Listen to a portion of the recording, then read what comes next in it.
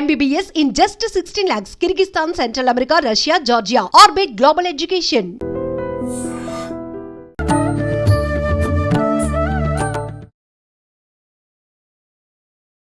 నమస్కారం, welcome to I dream. ధర్మ మార్గం విత్ విజిత కార్యక్రమానికి స్వాగతం. ప్రస్తుతం మనతో పాటు ఉన్నారు ప్రముఖ జ్యోతిష్య వాస్తు పండితులు, లలిత ఉపాసకులు శ్రీ శ్రీ శ్రీ నానాజీ పట్నాయక్ గారు. ఇప్పుడు గురుగారితో మాట్లాడదాం. నమస్కారం గురుగారు. శ్రీమాత్రే నమః.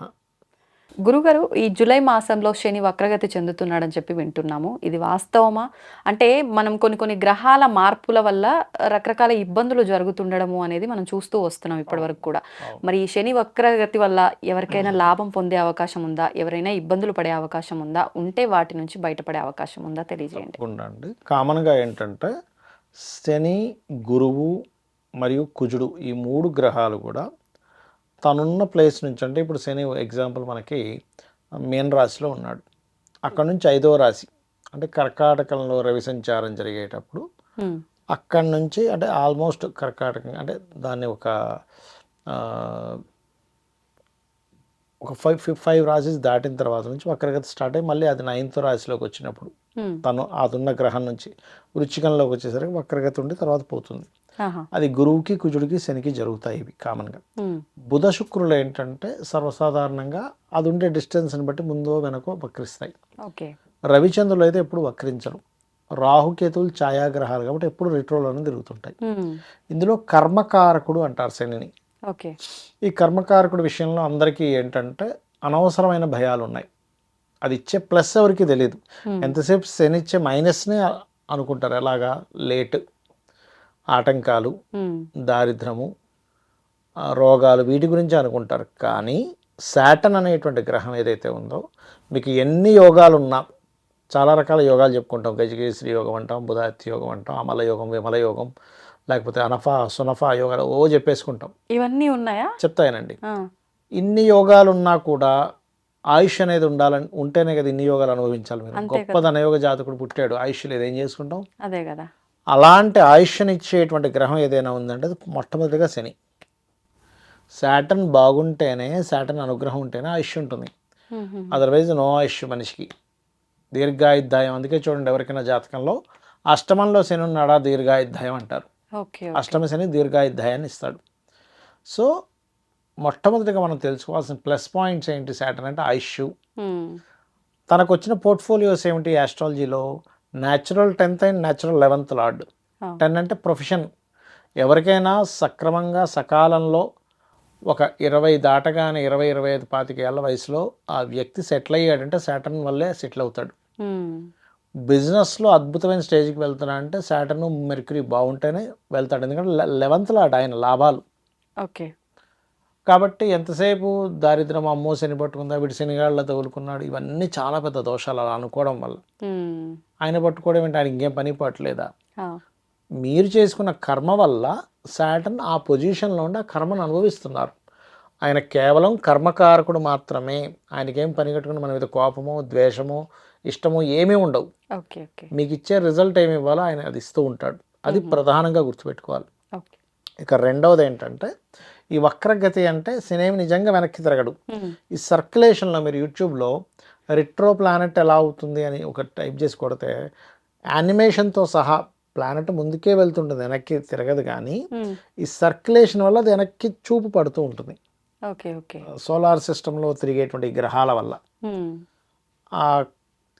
ఆ పొజిషన్ అట్లా వస్తూ ఉంటుంది. సో శాటర్న్ సక్రమంగానే వెళ్ళినప్పుడు దాని వక్రగతి ఎందుకు అన్నారు అంటే అది దృష్టి అలా వెనక రాసుల మీద పడుతూ ఉంటుందని వక్రగతి అంటారు.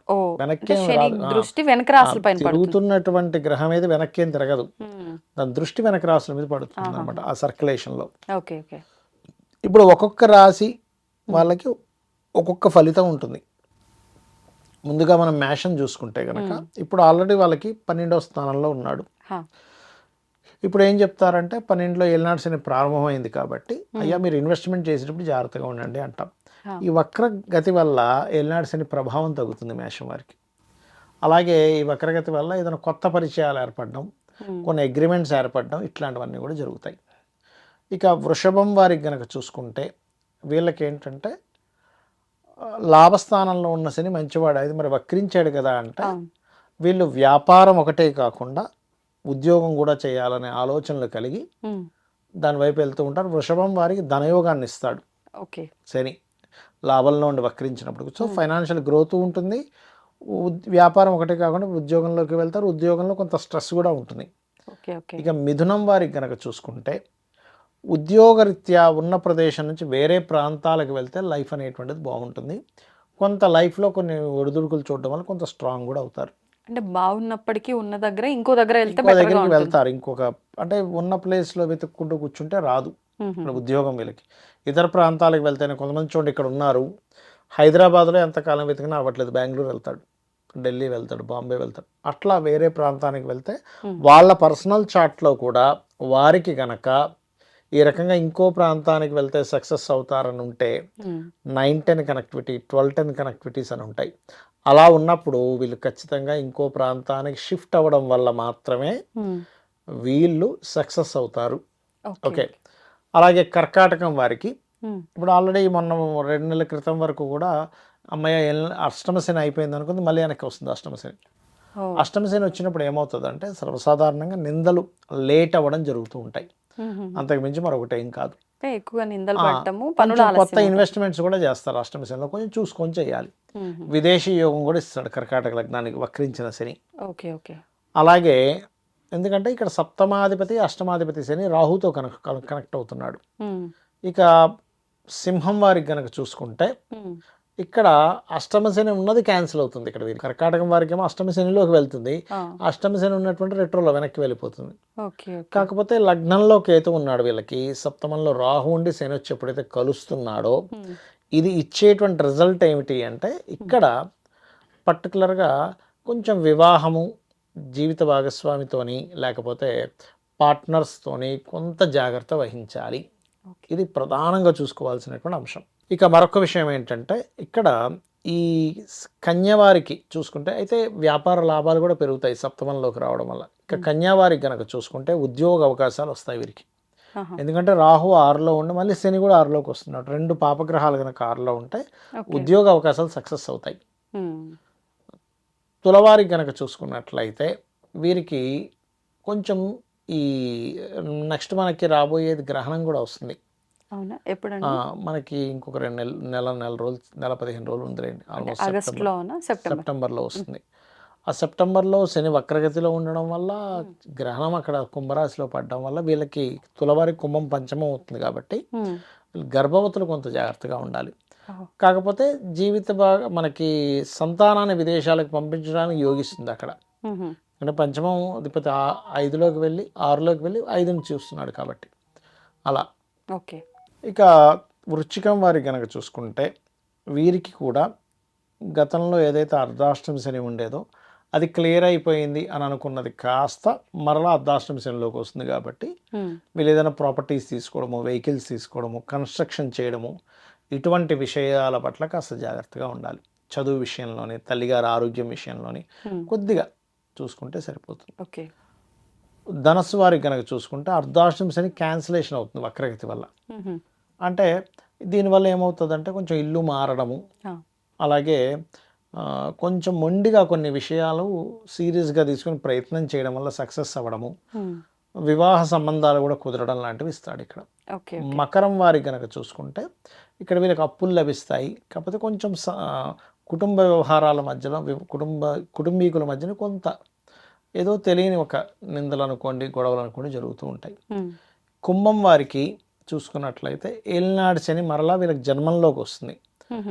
సహజంగానే రాహు ఉన్నాడు అక్కడ, ఇల్యూజన్, ఇంకొంచెం ఎక్కువ ఇల్యూజన్స్, ఏదైనా ఇన్వెస్ట్మెంట్ చేయాలంటే భయము, ఇట్లాంటివి కొంచెం ఉంటాయి. దీనికి దుర్గా ఆరాధన చక్కటి ఫలితాలు ఇస్తుంది. మీనం వారికి కనుక చూసుకుంటే గతంలో తీసుకున్న ప్రాపర్టీ కావచ్చు, ఏదైనా కావచ్చు, ఇప్పుడు మళ్ళీ కన్స్ట్రక్షన్కి వీళ్ళకి కొంచెం మూమెంట్ వస్తుంది మీనం వారికి. కాకపోతే వీళ్ళకి విదేశాలకు వెళ్ళడానికి కూడా అనుకూలిస్తుంది. 12లో రాహు ఉండి శని ఎక్కడికి రావడం వల్ల కొన్ని ఆటంకాలు ఏర్పడి వెళ్తారు వీళ్ళు. అయితే ఇది ఎవరికైనా సరే గుర్తుపెట్టుకోండి, ఈ శని యొక్క ప్రభావం కంప్లీట్గా పాజిటివ్గా రావాలంటే ముఖ్యంగా కొన్ని పాటించాలి. ఇవి పాటించగలిగితే 100% వీరికి బాగుంటుంది, అందులో ఎటువంటి సందేహం లేదు. ఏమిటవి అంటే, ఒకటి, నిద్రపోకూడదు మధ్యాహ్నం పూట. ఏదో నైట్ డ్యూటీ చేస్తారు కొంతమంది, వారు పర్లేదు, కానీ మంచి యువకులు నైట్ అంతా చక్కగా నిద్రపోయామన్నప్పుడు మీరు పగలపూట నిద్రపోవడం చేయకూడదు. శాటర్న్ యొక్క ప్రభావం మీకు పాజిటివ్గా రావాలి అంటే. ఓకే. శని మందుడు నిద్ర కారకుడు. కొంతవరకు ఎక్కువ నిద్రపోతుంటే అది నెగిటివ్ ఎనర్జీ పనిచేస్తూ ఉంటుంది. ఇది చిన్నపిల్లలకి, స్త్రీలకి, రోగగ్రస్తులకి సంబంధం లేదు. హెల్త్ ఇష్యూ ఉందండి, బాగాలేదు, కాసేపు పడుకోవచ్చు, రెస్ట్ తీసుకోవాలి. కానీ అంతా బాగుంది, నైట్ కూడా నిద్రపోయాను, నైట్ 9 పడుకొని పొద్దున 7కి లేచాను, మళ్ళీ పడుకుంటా అంటే ఇంకెక్కువ ప్రభావం, నెగిటివ్ ప్రభావం ఉంటుంది. ఓకే. రెండవది, దగ్గరలో హనుమాన్ ఆలయం కానీ, సుబ్రహ్మణ్యేశ్వర స్వామి ఆలయం కానీ, గణపతి, శక్తి, వెంకటేశ్వర స్వామి ఆలయాలు లాంటివి ఉన్నప్పుడు రోజు ఒక్కసారైన దర్శనం చేసుకొని వస్తే శని ప్రభావం ఉండదు. ఇక గోవులకి బెల్లము తినిపించడం చేస్తూ ఉండాలి, నువ్వులు దానం ఇస్తూ ఉండాలి. అలాగే లలితా సహస్రనామాల్లో అద్భుతమైన నామం ఉంటుంది, ఓం అనాకలిత సాదృశ్య చుబుకశ్రీ విరాజితాయే నమః. ఇది గనక చేస్తే ఖచ్చితంగా బాగుంటుంది వీరికి. ఇప్పుడు మీరు చెప్పినట్టుగా ఈ రాశులు చూసుకునే విధానం కూడా కొంతమంది వాళ్ళ అక్షరం, మొదటి అక్షరాన్ని బట్టి చూసుకుంటారు, పేర్లో మొదటి అక్షరం. అది జన్మజాతకం లేని వాళ్ళకండి, అదేదో జస్ట్ కొంచెం పనిచేస్తుంది. వాళ్ళ పేరు పిలవగా ఆ రాశికి సంబంధం ఉంటుంది కాబట్టి వాళ్ళు ఆ రకంగా చూసుకుంటారు. కానీ పర్టికులర్గా వాళ్ళ డేట్ ఆఫ్ బర్త్ బట్టి వాళ్ళది ఏ రాశి అని చూసుకోవడమే కరెక్ట్. ఓకే.